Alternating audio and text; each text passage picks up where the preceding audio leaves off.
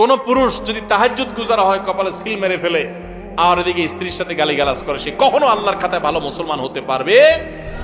নবী সাল্লাল্লাহু আলাইহি ওয়াসাল্লাম বলেছেন, খায়রুকুম লিআহলি ওয়া আনা খায়রুকুম লিআহলি, তোমাদের মধ্যে সবচেয়ে ভালো মানুষ সে যে ব্যক্তি তার ওয়াইফের কাছে, তার স্ত্রীর কাছে, তার পরিবারের কাছে ভালো। যার বউ বলে যে না, আমার সাহেব লোকটা আসলে ভালো মানুষ, সেই লোকটা আসলেই ভালো। বুঝতে পেরেছেন?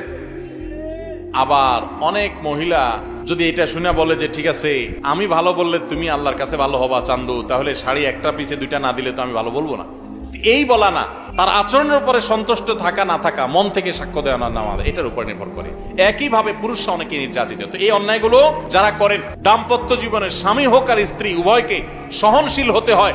সহনশীলতা ছাড়া দাম্পত্য জীবনে সুখ শান্তি কোনোদিনই সম্ভব না। এই জন্য ভাই, আল্লাহ তাআলা কোরআনে কারীমে পুরুষদেরকে বলেছেন, ওয়াশিরুহুন্না বিল মারুফ, তোমরা নারীদের সাথে সুন্দর আচরণ করো, সুন্দরভাবে তাদের সাথে দিনাতিপাত করো, জীবন কাটাও, অতিবাহিত করো। অসুন্দরভাবে কাটাবার সুযোগ নাই। অন্যায় করা, গালিগালাজ করা, মারধর করা, জুলুম করা, এগুলোর কোনো সুযোগ নাই, পুরুষদের জন্য হারাম।